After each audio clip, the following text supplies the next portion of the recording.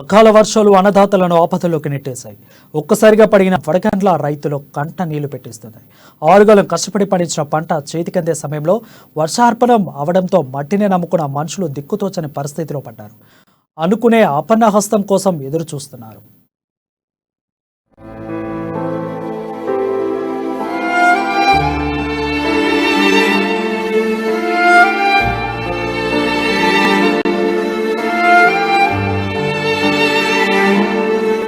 తెలంగాణ వ్యాప్తంగా అకాల వర్షాలు కురుస్తున్నాయి. కొన్ని చోట్ల ఉరుములు మెరుపులతో కూడిన భారీ వర్షాలు పడ్డాయి. మరికొన్ని చోట్ల వడగండ్ల వానతో భారీగా పంటలు దెబ్బతిన్నాయి. తెల్లవారితే పంట కోతకు వస్తుందన్న సమయంలో ఇలా వర్షాలతో పంటంతా నాశనమైందని, మరోవైపు కోసిన ధాన్యం కూడా తడిసిపోవడంతో రైతులు కష్టాలు అన్ని ఇన్ని కావు.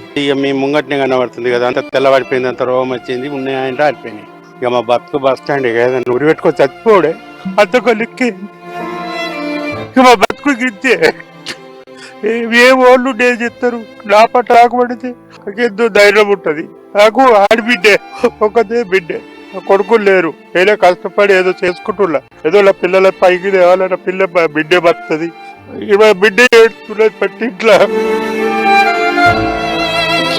100% పోయింది.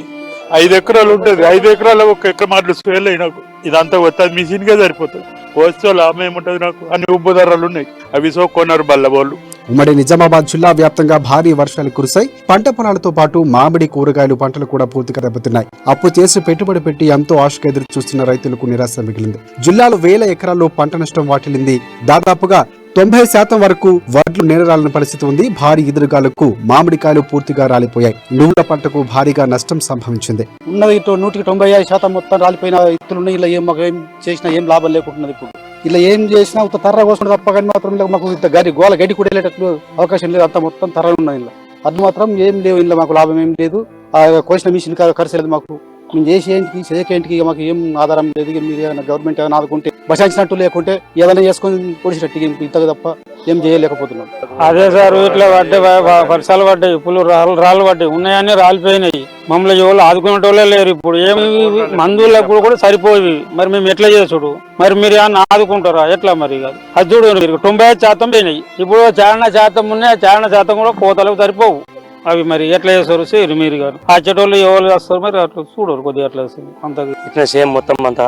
మళ్ళీ మామిడి తోట కూడా, మామిడి తోట ఉన్నది 2 ఎకరాలు, అది మొత్తం పోయింది. ఒక అదే అన్ని రాలిపోయినాయి, కాయలు రాలిపోయినాయి. ఇప్పుడు వీళ్ళు చెప్పినట్టు గంతే, మళ్ళా చెప్పినా గదే ఉన్నది. మాకు నష్టపరిహారం ఏమైనా గవర్నమెంట్ ఆదుకుంటేనే మాకు అది, లేకుంటే ఏ చేసే పరిస్థితి ఏంది? బాకీ తెచ్చి చేసుడు.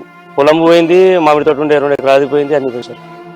దయచేసి వాళ్ళు ముఖ్యమంత్రి కానీ బాజిరెడ్డి కానీ ఏమన్నా మాకు సహకారం చేస్తే బాగుంటుందని అనుకుంటున్నాం. లేదంటే గదిగది అయితే సార్. నిజామాబాద్ జిల్లాలోని సిరికొండ, దర్పల్లి, జక్రాపల్లి, వేల్పూర్, ఆర్మూర్, నందిపేట, డిచ్పల్లి, బీంగల్ మండలాల్లో పెద్ద ఎత్తున వర్షం పడడంతో తీవ్ర నష్టం వాటిల్లింది. కొనుగోలు కేంద్రాలకు కూడా వడ్ల రాసులు, బస్తాలు తడిసి ముద్దాయి. దీంతో కొనుగోలు ప్రక్రియకు తీవ్ర ఆటంకం ఏర్పడింది. 447 ఎకరాల్లో నష్టం వాటిల్లినట్లు అధికారులు ప్రాథమికంగా అంచనా వేశారు. మరోవైపు పొలాల్లోకి నీరు చేరడంతో కోత యంత్రాలు కూడా ఎక్కడికక్కడ నిలిచిపోయాయి. 20 కొనుగోలు కేంద్రాల్లోని 9,000 క్వింటాలు తడిసినట్లు అధికారులు గుర్తించారు. ఇక నిజామాబాద్ గ్రామీణ నియోజకవర్గంలో లారీల సమస్య కూడా ఉన్నట్లు రైతులు చెబుతున్నారు. చెడుగొట్ల వాన, వడగళ్ల వాన పడి రైతులు, ముఖ్యంగా వరి రైతులు చాలా నష్టపోతా ఉన్నారు. ఈ ఐకేపీ సెంటర్లు ఓపెన్ చేసిండ్రు. ఓపెన్ చేసిన దగ్గర సరి అయిన కాంటాలు సరైన టైంలో పెట్టుకుంటలేరు. కాంటాలు పెట్టుకుందామంటే అక్కడ బస్తాలు లేవు. బస్తాలు అంటే గోనె సంచులు, హమాలీలు సరిగా లేరు, లారీలు సరిగా లేవు. ఇంత లోపలనే ఇక్కడ వర్షాలు పడి ఆ వడ్లన్నీ కూడా నాంతా ఉన్నాయి. ఇప్పుడు మళ్ళీ రైతులు వడ్లు నాంటే కప్పుకోవడానికి తాడ్పత్రి కూడా లేదు.